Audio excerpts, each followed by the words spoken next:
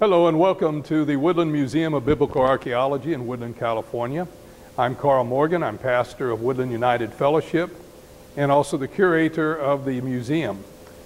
Today I'd like to share with you what I consider to be 10 of the most important archaeological discoveries. And I have a long list of over 30, but I decided to just share 10 of them with you today. And this does not mean that one is more important than the other.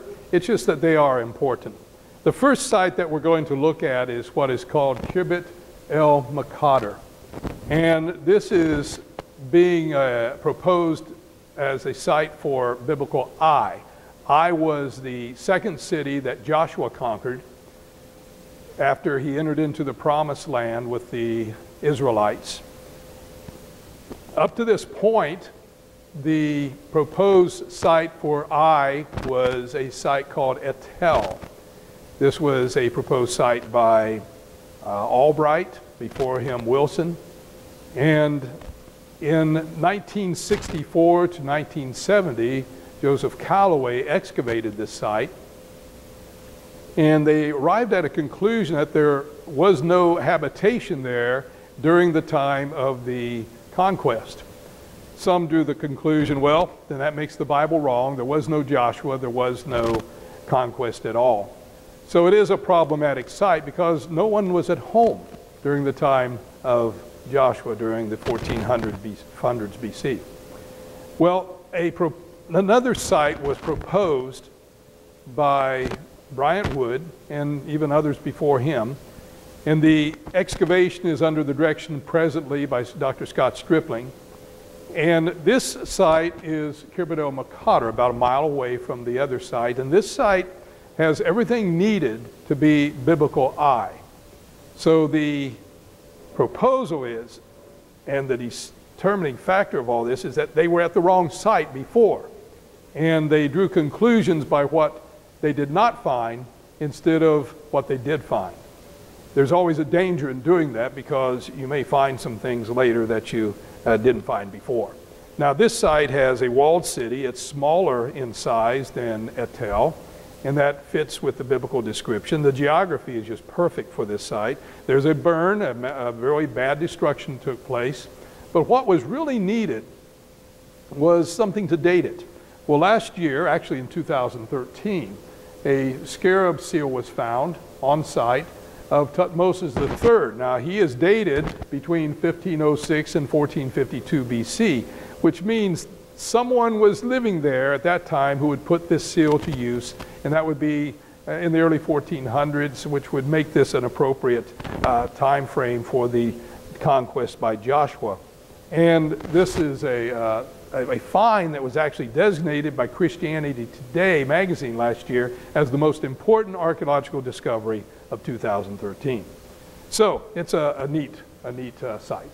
The next one would be not a site, but something that was found. And this was actually found by a man who some have called the father of archaeology, but not really. His name was Napoleon, and I have, well, sort of. And that is the Rosetta Stone, of course. And the Rosetta Stone is a very interesting piece because it was written, the same words are written in Egyptian hieroglyphic, which would be used by the priestly class. And then you have Demotic, which would be used by the literate population, but then the Greek, which would be used by the language as the language of the ruling government. So it was translated by a Frenchman named Champollion and a British man named Thomas Young. And we can get some facts about this. This is the Dr. John Moore when you could get this close to it, and he's standing over it years ago. But you can see the facts. It was found in 1798 in a wall at Rosetta, Egypt, by Frenchmen, by the French. It was written by the priest of Memphis in 196 BC, and that granted cult status to Ptolemy V, which he was only about 13 years old at the time. It's 45 inches high and 30 inches wide, and of course translated by the Frenchman and the Englishman.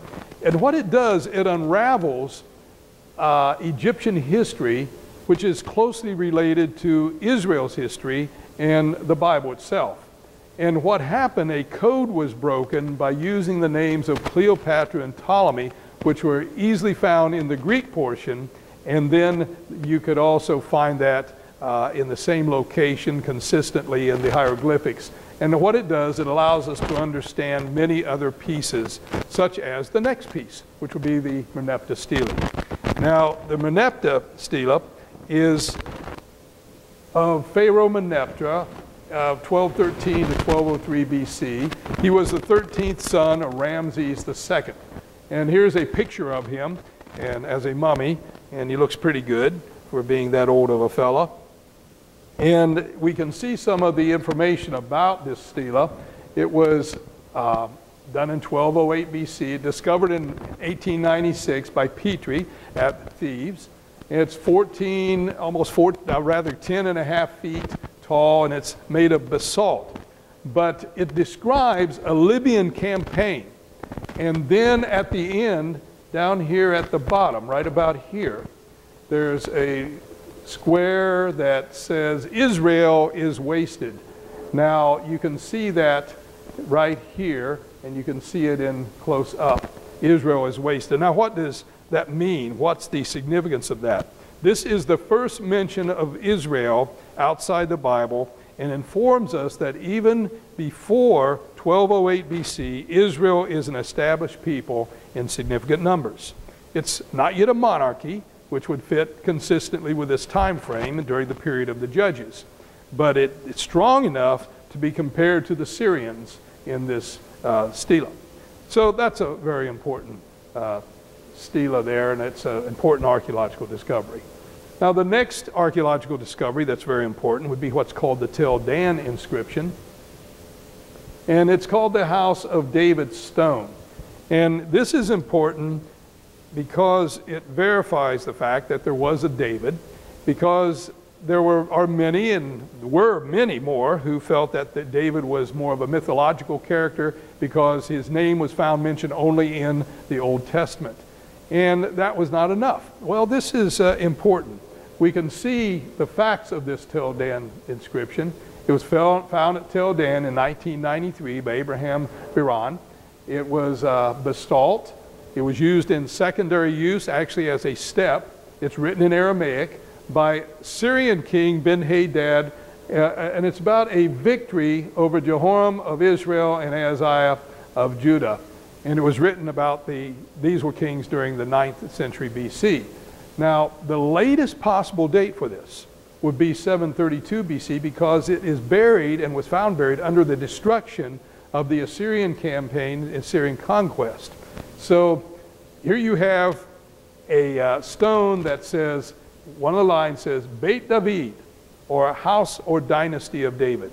So this is significant in that you have as early as, or as late as 732 BC, and as early as possibly even the 9th century, David was recognized as a house or a dynasty. So now you have written in stone by a pagan the name of David, so now most believe that there is a David. Another very important discovery, it's kind of a fun place, is Hezekiah's tunnel. You can actually walk through this water. It's from your knees up to your waist in depth. But in 701 BC, Hezekiah prepared for the siege of Sennacherib. And he blocked up the Gihon spring and diverted the water into the city through a tunnel that led into the pool of Siloam. You can read about this in 2 Kings chapter 20 or 2 Chronicles 32. And what this does, it verifies the fact that this historical incident actually took place. The tunnel itself is 1,748 feet in length. It's between 6 and 16 feet high, and it's 150 feet below the surface. So it's a very special place to go, and it describes how two teams, well, actually a tunnel was found in 1838, and some Arab boys playing in the water found an inscription in 1880, just 30 meters from the south end Siloam entrance, and it describes how two teams worked on opposite ends and zigzagged, possibly following a crack in the limestone until they met and their picks met each other and the water flowed through. So this was a very important discovery. Another discovery is what's called the Dead Sea Scrolls. Most people are familiar with this. This is the site at Qumran in Israel, down by the Dead Sea. And this was discovered in 1948 by 3 shepherd boys tending sheep on the northwest shore of the Dead Sea. Now, obviously, these were not archaeologists that discovered this, but the archaeologists were thrilled by this. What they found was 10 pottery jars. All were empty except one, and it had in it 3 leather scrolls. 11 more caves were found between 1946 and 1957, with a total of 25,000 scroll fragments of nearly 900 scrolls. Now, except for Esther, the book of Esther in the Bible, a portion of every book of the Hebrew Bible has been found in these scrolls. Also, there were community manuals for the Qumran community and also commentaries. Now, what this does, it demonstrated the faithfulness with which biblical texts were copied and handed down over 1,000 years.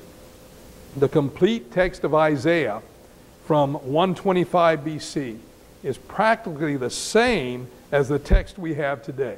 So prior to this, the earliest we had was the 8th and 9th century AD. So this is saying that Scripture has not been tampered with through the centuries. The early scribes were very deliberate and careful to make sure that what they translated down or transcribed down would be the same in later generations. And that's what we have today. Now, we're going to look at the next one. And this, of course, is a boat. And again, this is a fun one, because this is called the Jesus boat or the Galilee boat. A severe drought in 1985 and 1986 brought the Sea of Galilee to unusually low levels.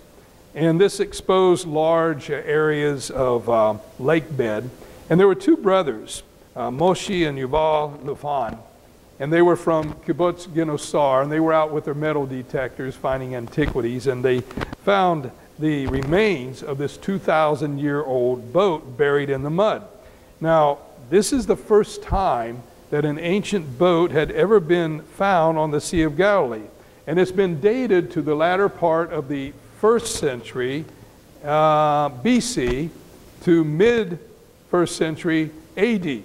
So we're talking about the time of Jesus here.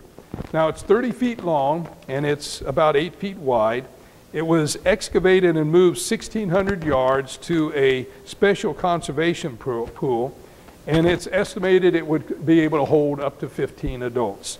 The type used on numerous occasions by Jesus himself and his disciples.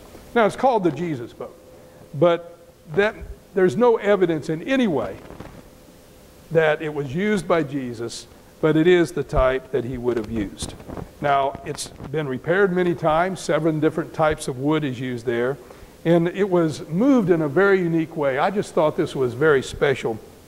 I think the restorationist's name was Oma Cohen, and she used a fiberglass and a polyurethane cocoon. What they did, they dug it out, they encased it in a fiberglass and polyurethane cocoon. Then they trenched and let the water come in from the Sea of Galilee. It floated. They put a crane above it, belts underneath, lifted it up, and moved it the 1,600 yards to its place, a tub, where it rested for 11 years in a concrete tub with polyethylene glycol, and that was used to saturate the cells of the wood to preserve it. So it's a neat project. The next piece that we look at, and it's very important, is the ossuary of Caiaphas. Caiaphas was the high priest during the time of the arrest, the trial, and crucifixion of Jesus. At a construction site in 1990, a dump truck accidentally broke through the roof of an ancient tomb. Again, it wasn't an archaeological project at the time. It was found accidentally. And inside were several ossuaries or burial boxes, and they would use these boxes for bones. The way this was done, a person would be buried in a tomb. Usually a stone would be rolled across the front of the tomb. After 1 year, they would go back in, the relatives and friends would go back in, collect the bones of the person, and the flesh had already been removed. We see that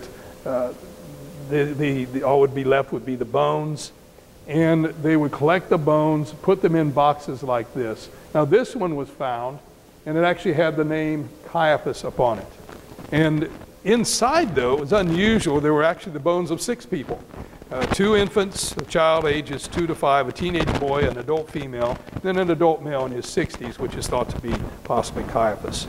The last set that of Caiaphas is probably the Caiaphas mentioned in the Bible as high priest at the time of the crucifixion of Jesus. So again, we have verification of a character in the biblical story then at the time of Jesus that's found with some evidence that is on this ossuary. And then one more ossuary was very important, and this was the ossuary called the ossuary of the James ossuary. Now the James ossuary has been under significant scrutiny for several years. When it was found, it has written on it a script, and you can see it very closely there. It's Aramaic, but it has, here's what it says. You go, of course, in this case, no, it's actually not Aramaic. This is Hebrew, and it goes from right to left. It says, Jacob, or James, the son of Joseph, the brother of Yeshua, or Jesus. So this is important because this would be the earliest possible record of the name of Jesus recorded anywhere.